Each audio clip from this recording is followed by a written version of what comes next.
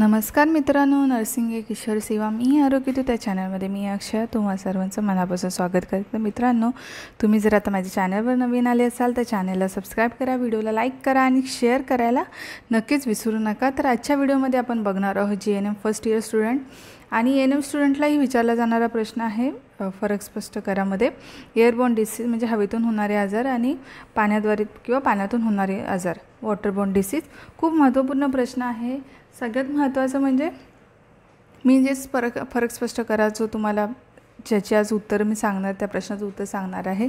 तुम्हाला जर काही गोष्टी माहिती असतील, तुम्हाला नॉलेज असेल तर तुम्ही फरक स्पष्ट करा ह्या जो मी आन्सर लिहिले त्याच्यामध्ये ॲड करू शकता। तुमच्या नर्सिंग ट्युटरने दिलेले असतील तर ते तुम्ही पहिले फॉलो करू शकता किंवा तुम्ही ह्याच्या आधारे या व्हिडिओच्या आधारे जर टिप्स काढल्या तुमच्या ट्युटरना दाखवून मग कन्फर्म करा। कारण तुमचे नर्सिंग सगळ्यात महत्त्वाचं मी बऱ्याचदा सांगते की नर्सिंग ट्युटर जे तुमचे आहेत ते तुम्हाला खूप महत्त्वपूर्ण आणि योग्य माहिती नक्कीच देतात। तर पहिले त्यांच्या ज्या गोष्टी असतात किंवा त्यांनी सांगितलेले इन्स्ट्रक्शन, त्यांनी सांगितलेल्या टिप्स, त्यांनी सांगितलेलं नॉलेज पहिलं कंपल्सरी फॉलो करणं गरजेचं आहे। चला तर मग आता व्हिडिओला आजच्या सुरुवात करूया। तर हवेतून होणारे आजार त्याचा पहिला आता जीएनएम वाल्यांसाठी एक टिप आहे बघा। आता तुम्हाला जेव्हा प्रश्नपत्रिका असते तेव्हा अशी प्रश्नपत्रिका असणार, तुम्हाला आन्सर शीट, प्रश्नपत्रिका वेगळी आन्सर शीट असते तुम्हाला अशी मिळते। त्याच्यामध्ये जेव्हा तुम्ही फरक स्पष्ट करा लिहिणार तेव्हा तुम्हाला असा कॉलम करायचा जसा मी बनवला आहे तसा। इकडे 1 मिनिट मी बनवला तसा कॉलम बनवायचा।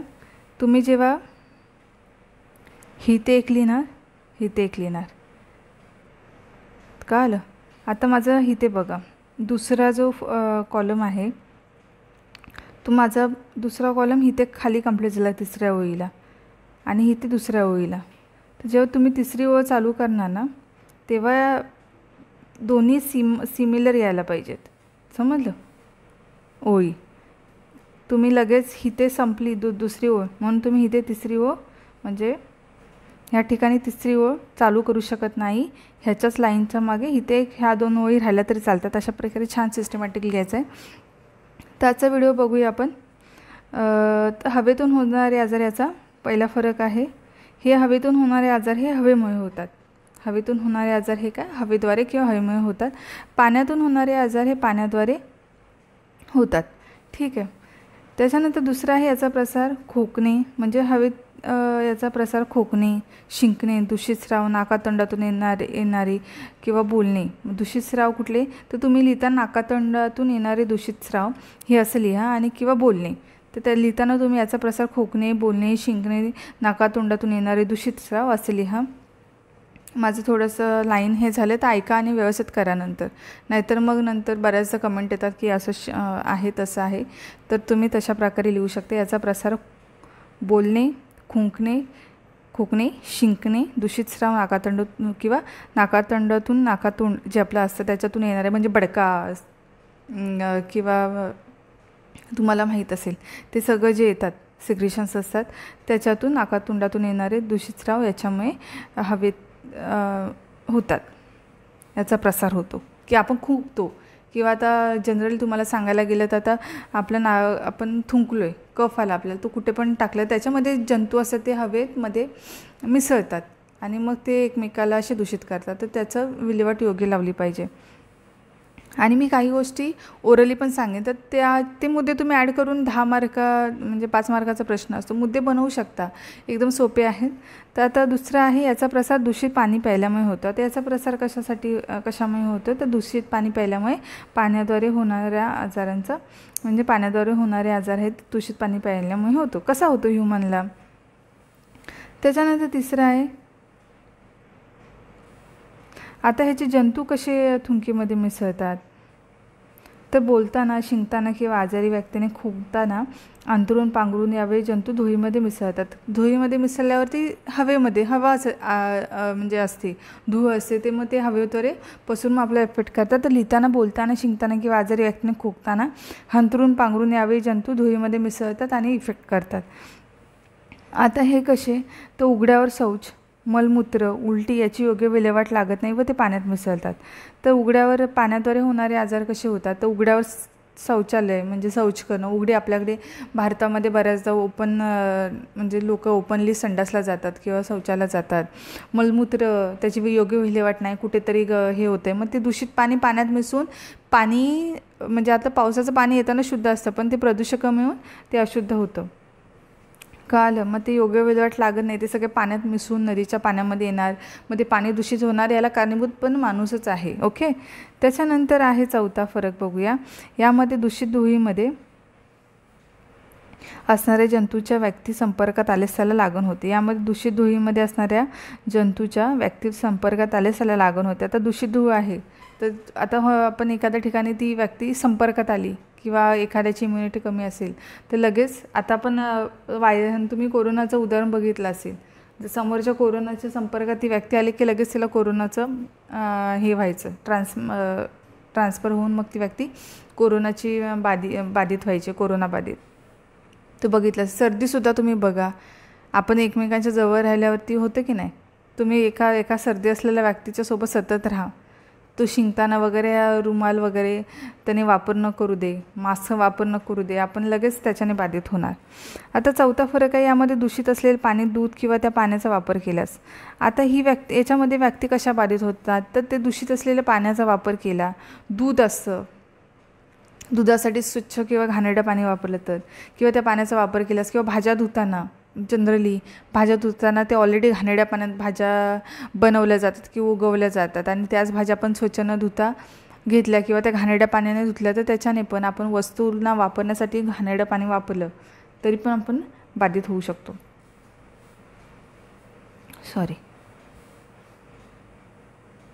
आता पाचवा फरक आहे. आता हवेद्वारे कोणते कोणते आजार पसरतात ते बघूया. यामध्ये निमोनिया आहे, त्याच्यानंतर क्षयरोग आहे, गोवर आहे, कांजणे आहेत, इन्फ्लुएन्झा, सर्दी, कोरोना ही सुद्धा तुम्ही लिहू शकता. इत्यादी प्रसार हवेद्वारे होतो. आता पाण्याद्वारे कुठले आजार होते, यामध्ये गॅस्ट्रो आहे, टायफॉइड आहे, कावीळ, कॉलरा याचा प्रसार पाण्यामार्फत होतो.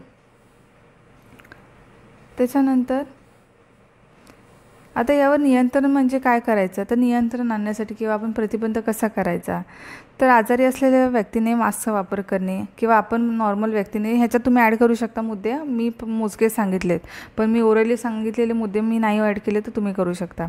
मास्कचा वापर करणे, हात धुणे, अँटीसेप्टिक लोशनचा जे असतं ते जंतूच्या वाढीस विरोध करतात त्याचा वापर करणे.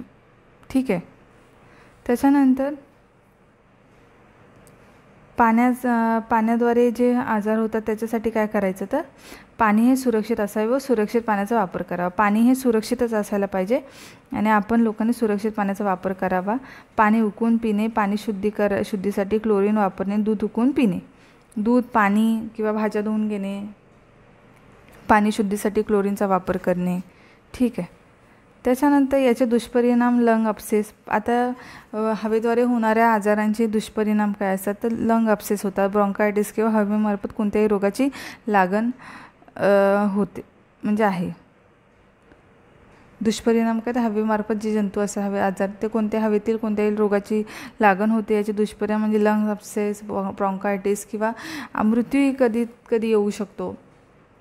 क्षयरोग बघा, एखाद्या क्षयरोग हल्ली बरा होतो पण नाही कळालं, खूप लास्ट स्टेजला गेला, लोक काही गावचे लक्ष देत नाहीत आणि चांगलं अन्न नाही घेतलं, मेडिसिननी पण काही लोक मेडिसिनसुद्धा घेत नाहीत.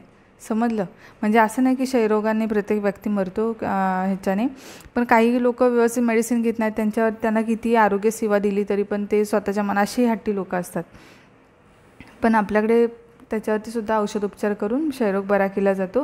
पण खूप डेंजर, जसं निमोनिया हा सिरियस आजार, निमोनिया होणं, निमोनियामुळे पण लोक म्हणजे लहान मुलं वगैरे त्यांनाही तेही दगावू शकतात, अशाही कंडिशन्स असतात. बऱ्याचदा तुम्ही बघितलं असेल, ऐकलं असेल, निमोनिया झाला, खूप सिव्हिअर झाला आणि मग नाही वाचवू शकलो असं बऱ्याचदा ऐकायला मिळतं.